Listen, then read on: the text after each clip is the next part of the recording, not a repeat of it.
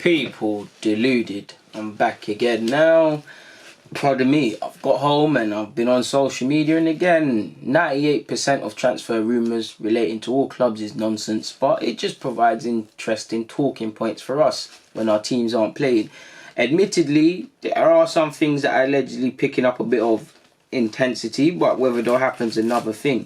First and foremost, specifically, apparently we're going toe and toe with Benfica and are actually pipping them to the signing of Bruno Guimaraes. Probably mispronounced and butchered his name, but he's a decent player playing in Brazil at the moment.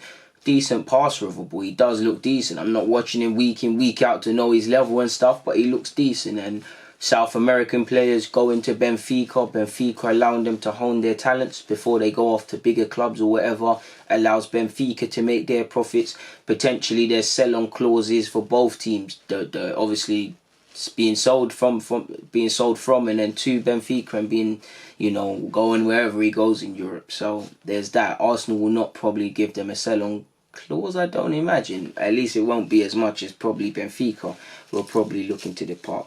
Looking at it though, and the person I believe is Bruno Andre is his Twitter handle, I believe. I don't know. Bruno Andre, yeah.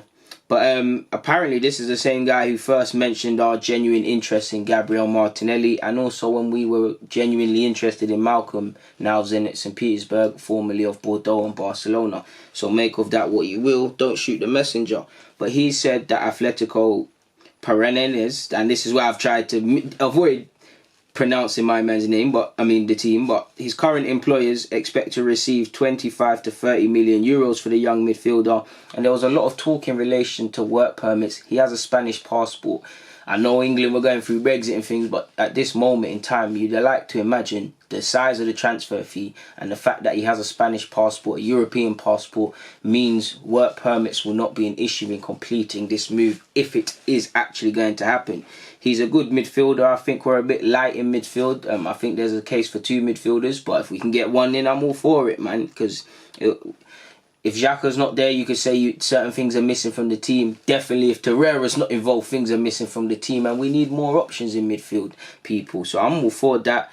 Again, that's not the most greatest of fees, especially in relation to today's market. Apologies, what's that? Got stuff on my hands, but it's looking like boogers in that, but it ain't. That's gonna look mad. But moving forward, people.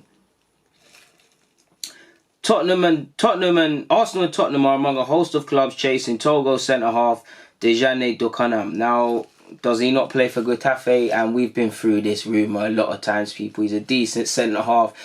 Tabloids swear blind that Emre had him on the wish list. He was high up there. He watched Emre through his La Liga contacts were screaming, this is the guy. Will he move? Potentially. Is there legit interest? I don't know. If I go on David Wood's Twitter handle, I'm not sure of his credibility, but he previously worked for the Daily Star, so make of that what you will, people. So I don't know for his credibility. Moving away from that though, and Mohamed Bousafi, I believe, and I butchered his name, but I always see him retweeted on Twitter. I think he works for RMC Sport, or he must do, it's in his bio. He has said Arsenal opened discussions with, why can't I say his name? Kurzawa. Of course I can say Kurzawa. Open discussion with Kurzawa for a free transfer in June. The PSG player has a proposal for a contract in June. Arteta validated. People, if you think I'm butchering this, I'll press Google Translate and I'm trying to read it in lifetimes. But more or less, he's gone on to say that we've made a contract offer.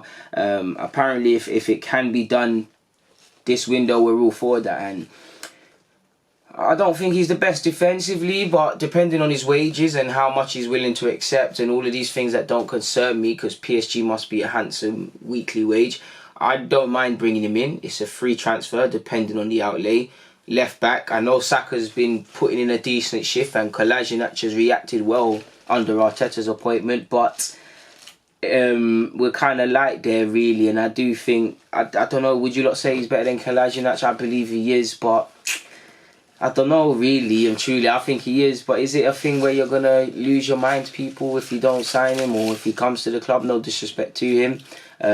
Kolasinac could be someone moving on with his wages, but he's on 100 grand a week. Kolasinac, surely if my man comes in, he'd be on something similar.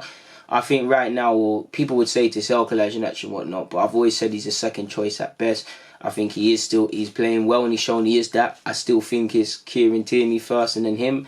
But every player's got a price, and again, if there's truth in that rumour, we'll never know. Or is it because of our injury crisis, specifically at left back, that is just arising? Arteta said in his press conference today that while John Stones is a good player, there's no truth in the Arsenal links. We'll never know, and hopefully I'd love to hope that that's a play out of his former manager's handbook in something's going down, we're not involved. And the public's not involved until it happens. Who knows, people?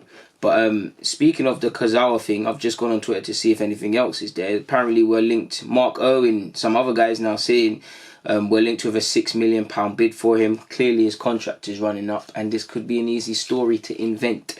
Apparently Benfica have already agreed to pay 25 million euros for Bruno Guimaraes as well. It's crazy, and apparently there's still discussions over the players' rights, which is, I swear they banned all of that third-party ownership and rights, and I'm pretty sure there's a way to get around things, but this is typically of a lot of South American players. There's a lot of, I'm sure when teams buy them, there's a lot of hands in pies and people you didn't know had this ownership and whatnot. It's quite bad. Bless me, people. Apologies. Yeah. Apparently we've offered a 5-year contract. How old is he? That implies to me, I'll take a wild guess, people. I'm not looking like you said. I'm going to say 27. People are probably looking at the screen like, if you're wrong, you're wrong. But let's see.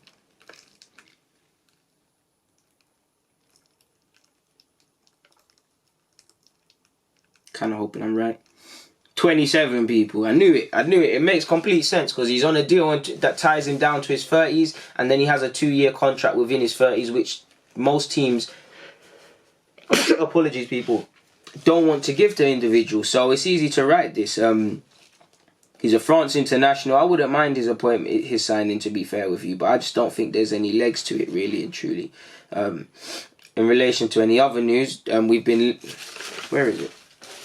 Yeah, we've been linked with a youth striker at Leeds. I'm not watching him religiously, but Henry Camus, I believe, 18 years of age. He's a striker. Apparently, he's been in relatively good form and he hasn't got a pro deal. Could this just be nonsense to pressure the club to sign a new deal, or could it actually be legit interest? There's Arsenal interested, allegedly Manchester United, City, Liverpool as well.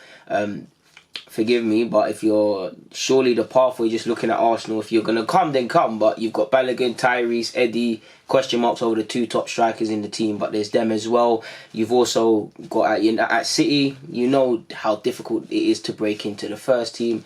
Manchester United, you just got to look at that. Liverpool's front three, if he's got the ability and he believes he can, then why not? But if there's any legs to that rumour, then I'll hold my hands up, but I don't think it's legit. I wouldn't be surprised if he signed a new deal at Leeds, but what do I know? I don't know anything of this.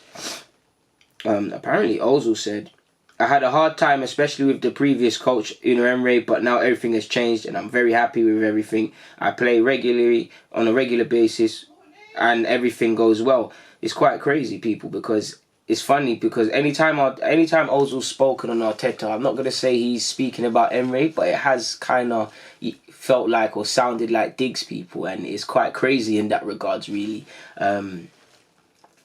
So yeah, it's nice to see all the players, and it's probably not just Ozil. A lot of players are probably enjoying their football again, and I do think as football fans we forget that footballers have to enjoy playing football. I know we don't want to hear they're enjoying, and fans hate to see teams, managers and players and everybody smiling when the form isn't in the best of shape, but they have to enjoy going to train. They have to enjoy the drills, because if they don't, they're not going to take on things. You know, enjoying doesn't mean everybody flapping around. It's work hard, play hard sort of thing.